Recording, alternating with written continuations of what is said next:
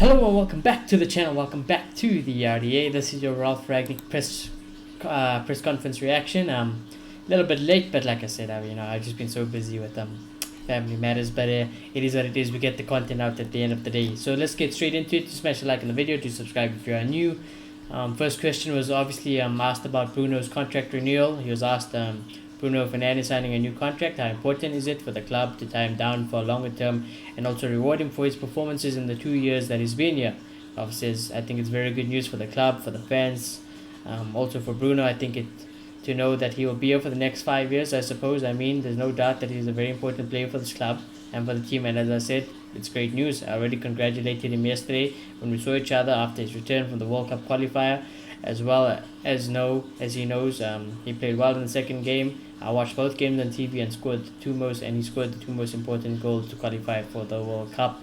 Nothing wrong with that. Bruno did help Portugal secure World Cup qualification. So obviously Bruno is coming off a little bit of a boost from his international duty. So let's hope he can show it in these upcoming games and just see it out till the end of the season.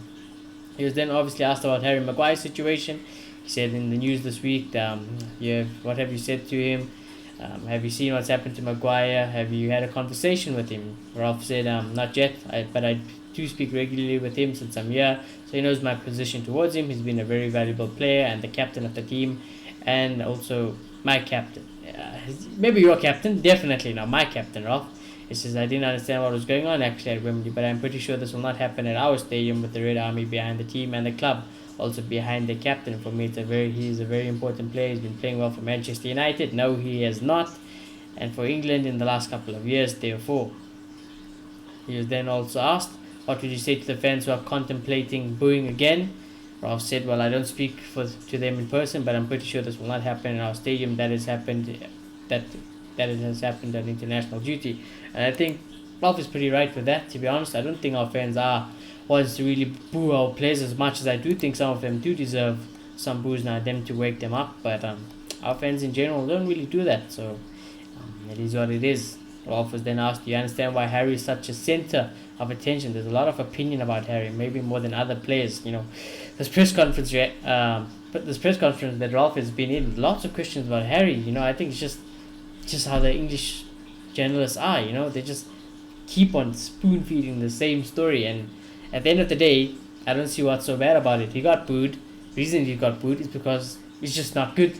He's just not good. Maybe if you're an England supporter, or you live in England, you might think that he's valuable for England. But at the end of the day, for Manchester United, I couldn't give two shits about it. I couldn't give two shits about what Harry Maguire does in an England shirt. I care what he does in a red Manchester United shirt. But Ralf did say, I don't think that this is a personal thing. It hasn't got anything to do with Harry himself. We all know, or probably better than I do, that there were one or two other players who have been criticised in the last not only months but also in the last 2 years. For example, Fred for me is a very important player for this team. I like this from Ralf. A very valuable player, regularly playing in starting 11 for Brazil. And again, I also watched his 2 games and the first game. He played the first game and he did start. He did well. Maybe it's still not got to do with the high expectations around the club, but maybe people just tend to compare with former legends, former big players, and I don't think, to be honest with you, I don't think there's a problem there. Why shouldn't fans be allowed to try and compare the current load of nonsense players compared to what we used to have? We've seen what it takes to get to the top. We've seen what type of players get you to the top, and now we see this reality of players. I'm not going to mention names, but we all know who they are. We see these bunch of players, and we just think like, they're just not good enough. We as fans have every right, and we as fans know everything about what it takes to get this club back to the top. So I think criticizing the players is very much fair, Ralf. So don't really like that from him. And then just to end off again, just sticking on the international trend, he was asked about Paul Pogba. He was asked at the start of the international break. Paul Pogba said he's not satisfied by the 5 years at the club, interpreted as saying he's wasted his best years of his career. Can you understand that sentiment, and do you think that will shape the decision he makes at the end of the season? Now, before I read you what Ralf says, 100% agree with Paul. 100% agree with Paul Pogba. He definitely has wasted his best years at United. Whether it is just him to blame, I don't think so, because this club is very majorly to blame. Paul Pogba isn't going to win you trophies just alone.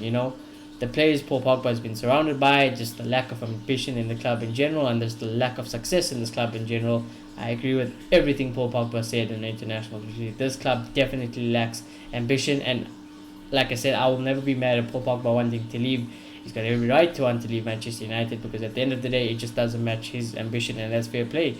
I do rate Paul Pogba as a player very highly. Got no problems with Paul Pogba or the comments he made. Ralf then went on to say, well, I don't think I've got enough to do. He said, well, I don't think, started a bit, he said, I've got enough to do now to prepare the team for the next game, for tomorrow's game and another important one, and I don't think it makes sense to now interpret or judge what he has maybe said in an interview. That doesn't make sense. There's something you can do if you want, but for me, it's just only important to judge him. I also heard that he maybe said he had to play in different positions in the last couple of weeks. Yes, of course, because since in the game against West Ham in the 22nd of January, we have lost 3 strikers since then, with Anthony Martial, Mason Greenwood and Edison Cavani, who is injured again unfortunately and will be out for the next couple of weeks. If then on top of that, Paul was still injured himself. If then players like Bruno against Tottenham or Scott McTominay are missing, then of course somebody else has to play a different role.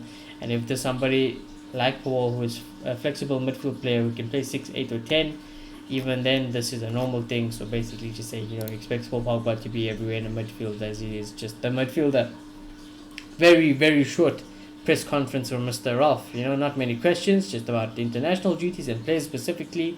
Nothing really about the club, nothing about the next manager, nothing about, what's they left in the season, because I think we all know as fans and just football supporters in general, United season is basically done. It is basically done for the season. But let's see. Ralf, I would say, he doesn't look like a confident man. He looks like he definitely knows he's not going to be here for a long time, so he just doesn't look like he cares that much. But that's just my personal opinion. Do smash a like on the video. Do subscribe if you are new.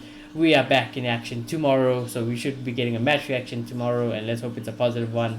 But other than that, have a good rest of your day. Goodbye.